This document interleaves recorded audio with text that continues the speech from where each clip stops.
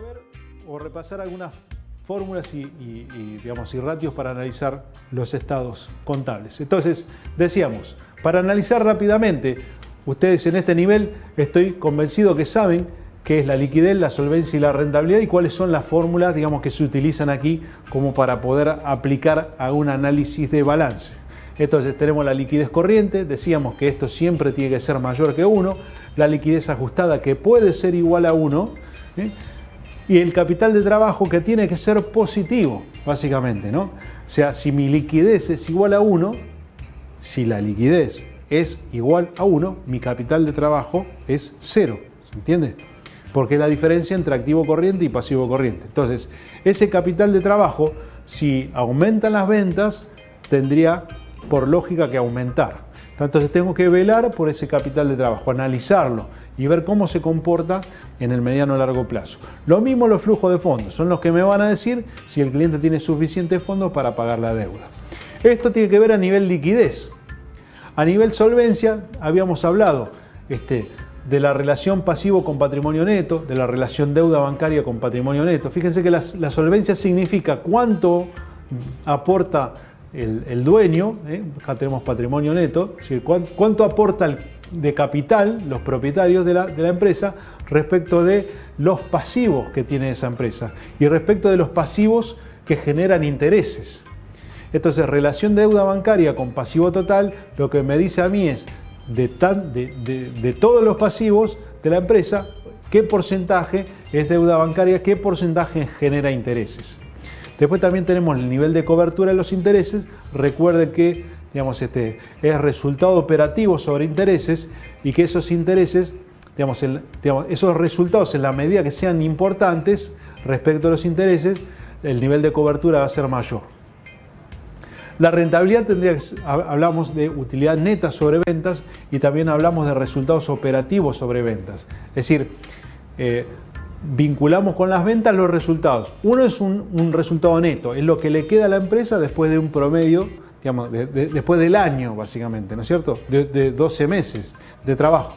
Pero el resultado operativo es el resultado que a nosotros nos sirve para evaluar cómo está esa compañía. Es decir, el resultado operativo es aquel margen bruto descontado los gastos de estructura, es decir, descontado los gastos de administración y los gastos de comercialización. Entonces, ese resultado operativo es el que me dice cómo está esa empresa con independencia de cómo está financiada, ¿tá? Porque todo lo demás de ese lugar, de esa parte del cuadro de resultado para abajo, todos son ingresos y egresos extraordinarios que en general van a las utilidades y producen utilidades que pueden ser positivas, pero que en algunos casos, si se generan con ingresos extraordinarios, no son, digamos, la resultante de la actividad del negocio. Sí, si yo puedo vender un camión, digamos, y generar un ingreso, puedo vender un mostrador y generar un ingreso, pero no son utilidades, digamos, recurrentes, ¿se entiende?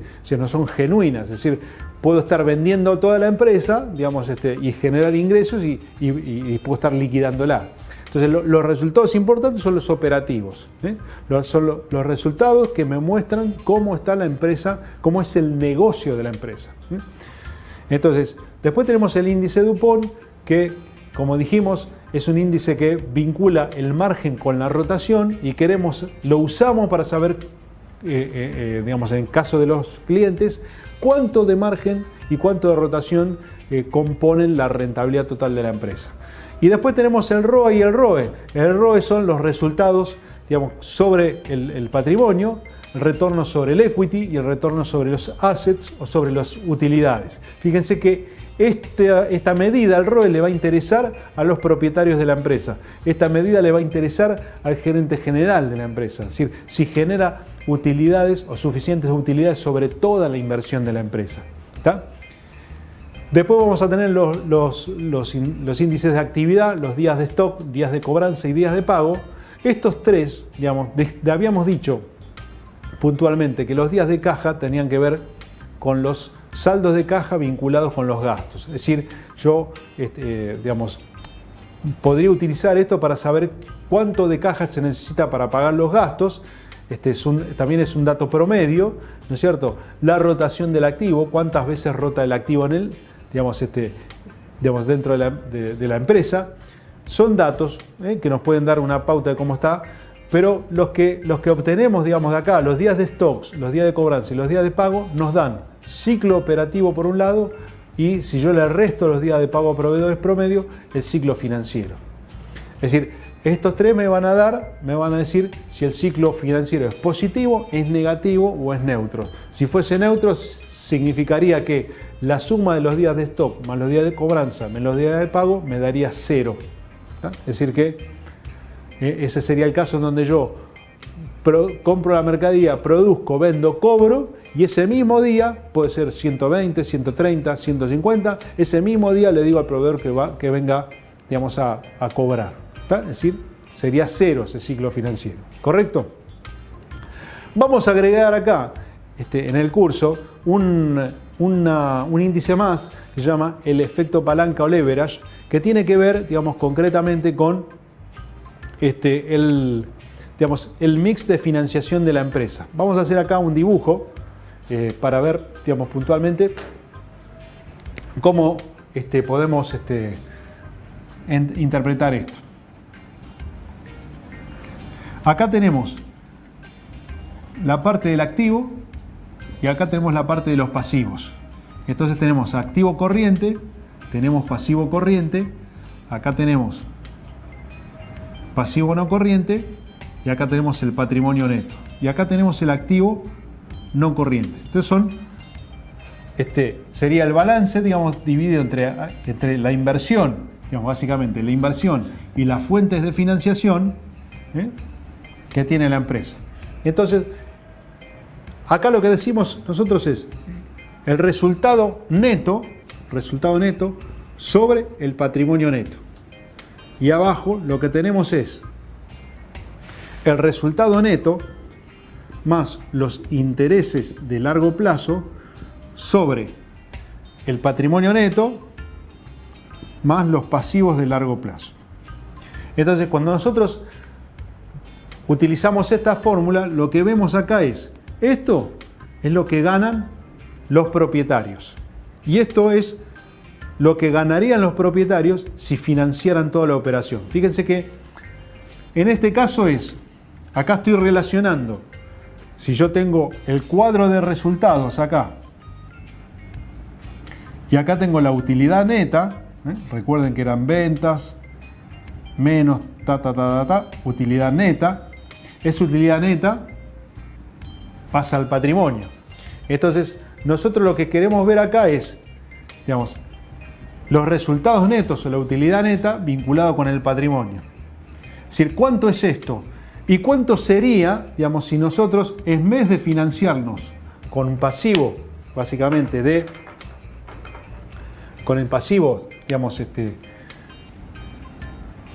o pidiéndole plata a terceros, en vez de financiarnos con plata de terceros, pusiéramos todo el dinero, o pusieran todo el dinero los accionistas? Es decir, si fuese ese ejercicio, esta parte, digamos, básicamente de acá, formaría también parte del patrimonio. Es decir, el primer ejercicio decimos, obtenemos esto vinculado con esto. Ahora, el segundo ejercicio es, si nosotros, en vez de poner solamente esta parte, pusiéramos toda esta parte, que es esto que está acá, ¿cuánto ganaríamos? Y ganaríamos estas utilidades, pero le tendríamos que sumar los intereses de largo plazo. Es decir, no nos vamos a cobrar intereses a nosotros. Es decir, lo que ganaríamos serían los resultados netos, pero no descontándolo los intereses que pagamos de largo plazo. Eso serían los resultados más los intereses de largo plazo. Entonces, si este ratio, digamos, nos da, como dice aquí, igual a 1, si esto sería igual a 1, sería indiferente, básicamente, en teoría sería indiferente financiarnos de esta manera, digamos, que financiarnos de esta. Ahora, si nos da positivo, o sea, si es mayor a 1, dice que es positivo tomar dinero ajeno. ¿Por qué? Si es mayor a 1, sería positivo tomar dinero ajeno. Porque si da mayor a 1, significa que este total es mayor a este. Es decir, significa que esto sería, por ejemplo, sería 2 y esto sería 1. Entonces, si fuese así, significa que el propietario con este mix de financiación gana más que si tuviera que poner todo esto. Porque poniendo todo esto y sumándose los intereses de largo plazo, estaría ganando menos. Poniendo todo esto, ganaría 1 y en cambio, poniendo esto, estaría ganando 2. Es decir, ese sería básicamente, el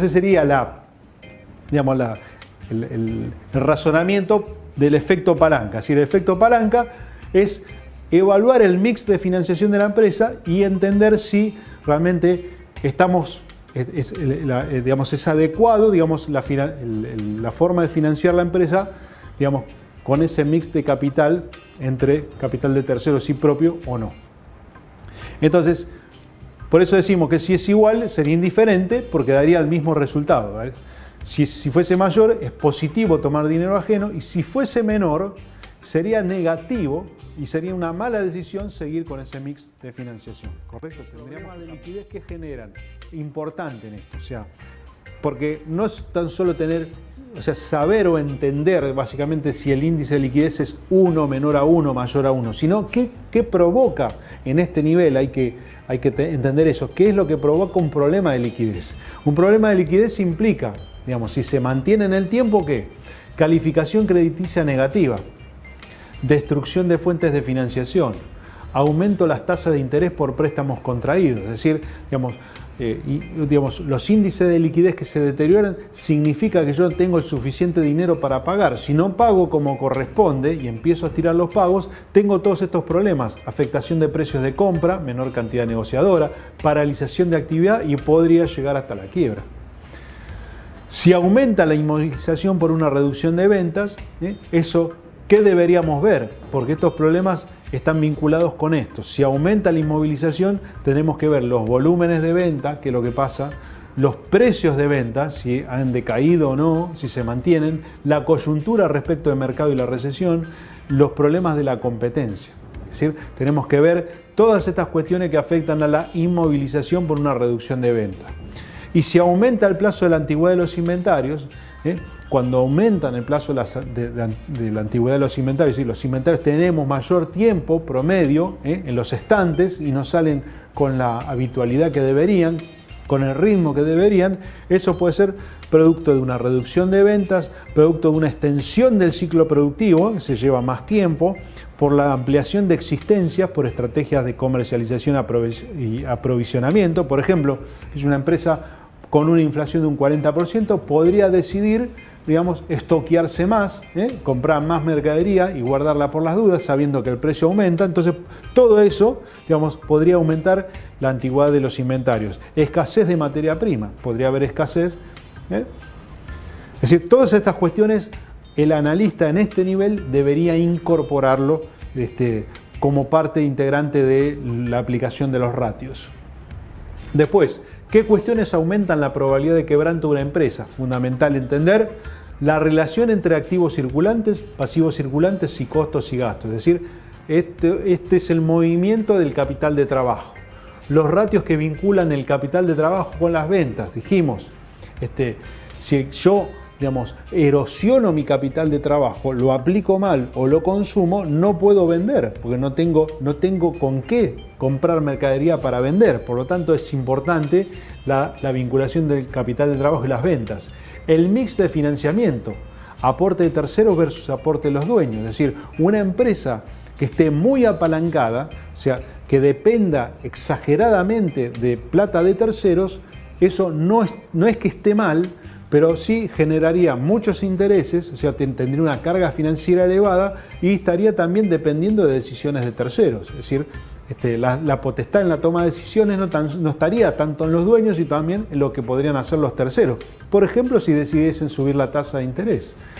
Entonces, deudas de corto plazo mayores a las de largo plazo, existencia de mayor endeudamiento con entidades financieras, reitero, todo esto es costo financiero, los proveedores no generan tanto costo, digamos, en las listas de precios como si las entidades financieras. la capacidad de cobertura de intereses a través de la utilidad operacional. Cuando es exigua, cuando más chiquita la utilidad operativa, menor capacidad tiene de absorber intereses. Riesgo de crédito a revisar sobre las 5C. Nosotros tenemos, recuerden, lo que serían las 5C del crédito, ¿no? El carácter, reputación, lo vemos a través de la antigüedad de las deudas, es decir, esta era la aptitud a honrar las obligaciones, el capital, es decir, el grado de apalancamiento más el capital, que es lo que vemos acá del riesgo de crédito respecto de estas 5C, que debemos revisar dentro del concepto de las 5C. Grado de apalancamiento, volatilidad de los beneficios ante intereses impuestos, las garantías, si es que el cliente cede o no garantías, el ciclo económico del negocio. Entonces, todo eso tiene que ver, digamos, con los riesgos. ¿Cuáles son los riesgos en términos generales? De migración o del downgrade, migración de una categoría a otra más baja, reducción de la puntuación del scoring, es decir, yo tengo un cliente clasificado como tipo A y me empieza a pagar mal, me empieza, digamos, tengo problemas, lo paso a B o a cliente C, ¿no? Entonces tenemos riesgo de migración, riesgo de fallido, de default, que no pague, de tasas de recuperación o recovery, valoración y grado de liquidez del colateral aportado a modo de garantía en la operación, y también de exposure o riesgo de exposición, o sea, riesgo de, es decir, si el capital de trabajo es puesto, digamos, entregado al tercero, digamos, como crédito. Todos esos son riesgos, básicamente, y están vinculados con estos conceptos que nosotros tenemos que analizar.